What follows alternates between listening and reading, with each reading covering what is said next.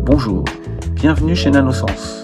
Depuis plus de 20 ans, Nanosens mesure et contrôle la qualité de l'air intérieur en réduisant la consommation énergétique des bâtiments grâce à ces sondes innovantes. L'air que nous respirons quotidiennement, c'est le moyen de vivre. Mais est-ce que l'air est vraiment sain? Eh bien non. On découvre que l'air n'est pas si sain que ça peut atteindre notre santé, ça peut atteindre notre productivité.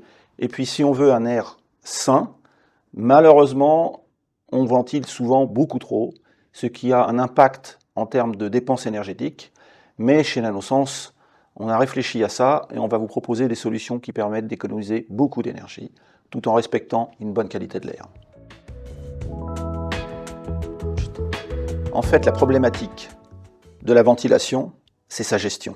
On ne gère pas correctement la ventilation. Autrefois, on chauffait avec du charbon et on mettait des pelletées de charbon.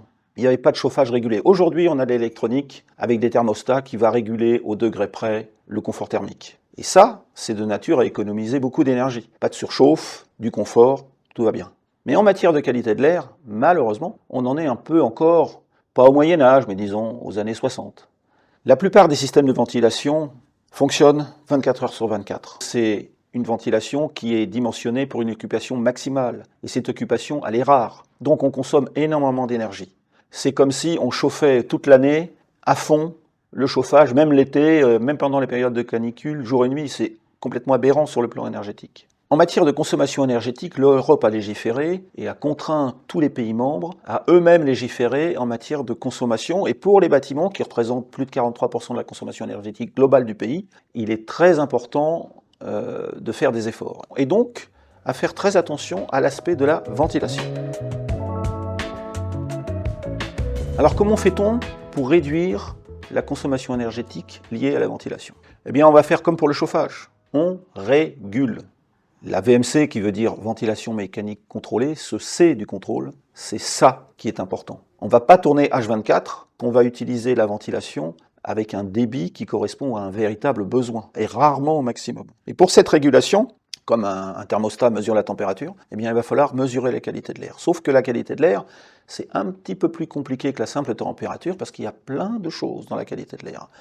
On a le CO2 que l'on expire, mais il y a des composés organiques volatiles, il y a aussi la transpiration. Tout ça, si on le mesure correctement, on est en mesure de réguler la ventilation en fonction des besoins. Et le besoin, c'est quoi? Pourquoi on ventile, en fait? C'est la vraie question. Eh bien, on ventile parce qu'on a des fonctions, nous, humains, dans une pièce, on est là pour faire des choses, et notamment dans le tertiaire, pour travailler. Donc l'objectif d'une bonne qualité de l'air, c'est principalement, dans le tertiaire, les fonctions cognitives, ventiler correctement, adapter les débits, ou le traitement de l'air, d'ailleurs, il n'y a pas que de la ventilation, pour atteindre, disons, des objectifs, notamment de productivité, de santé également, et puis dans le résidentiel, on peut avoir aussi la qualité du sommeil.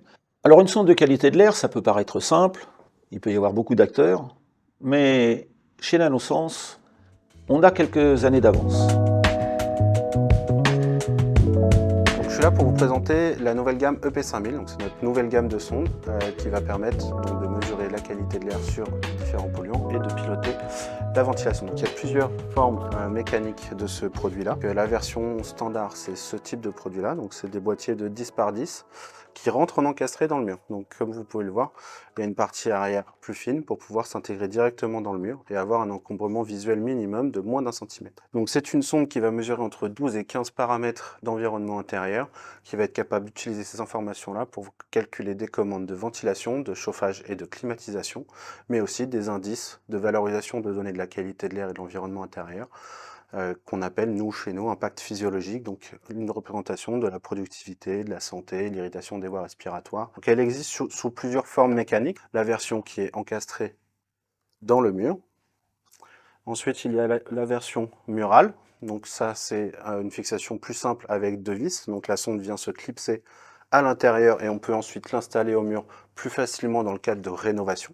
Et ensuite, vous avez la version avec le cadre saillie toujours, mais aussi le petit support de table, donc qu'on peut voir juste en dessous, qui permet d'avoir une sonde utilisée en mobilité et de l'utiliser aussi également vraiment comme un objet connecté, c'est-à-dire que on va pouvoir le poser sur une table, l'alimenter avec une petite prise murale et tout simplement pouvoir faire du pré-audit, de la démonstration commerciale et l'utiliser dans plusieurs espaces pour pouvoir étudier la qualité de l'air à différents endroits sur des audits qui vont durer plusieurs semaines. Voilà.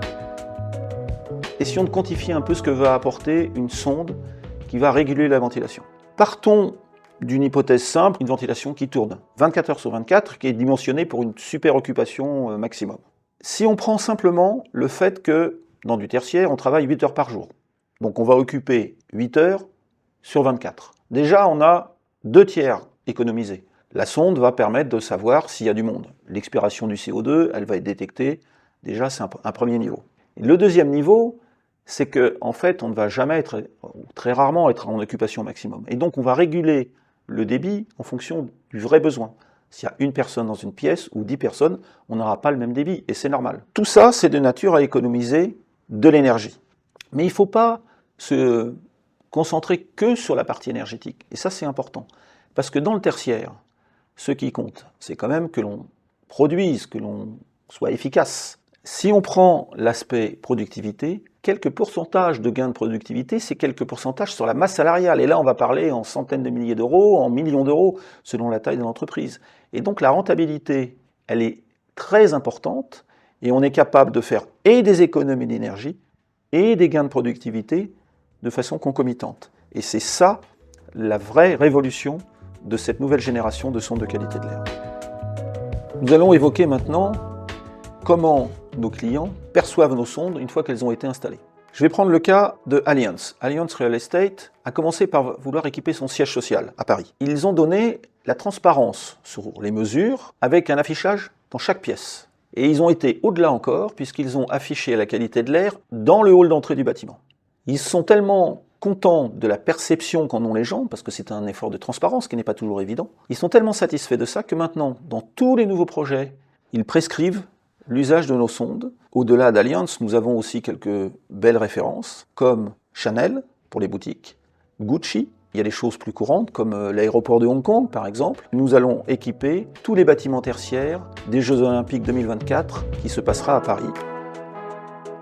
NanoSense a pour ambition de devenir les yeux, les oreilles et un super nez du bâtiment intelligent pour faciliter les prises de décision.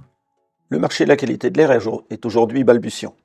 On ne fait que commencer. Mais à terme, ce marché va se massifier. Donc notre vision, c'est qu'à terme, il y aura vraisemblablement une sonde de qualité de l'air qui fera de la régulation pièce par pièce. Et chez NanoSense, nous sommes préparés à ce marché de massification, à la réduction des prix que l'on a en tête depuis le début au niveau de la conception et sur la facilitation de l'installation.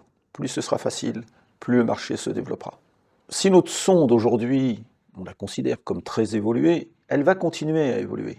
Et donc l'évolution du marché sera des sondes qui s'alimentent avec l'énergie environnante, mais aussi qui communiquent avec des smartphones. On va aussi évoluer vers la détection de composés organiques spécifiques. Il y a encore pas mal d'évolutions à faire pour que ces sondes soient moins chères, plus communicantes, plus économiques et plus faciles à installer. Alors évidemment, en quelques minutes, nous n'avons pas été en profondeur sur le sujet. On pourrait y passer des heures. Donc pour ceux qui veulent un peu plus d'informations sur le sujet, notre site web dispose de nombreuses ressources sur ce sujet si vous souhaitez l'approfondir. Mais si vous préférez le contact humain, vous pouvez toujours nous appeler, communiquer par mail bien entendu, et nous serons toujours à votre disposition pour vous renseigner et vous accompagner.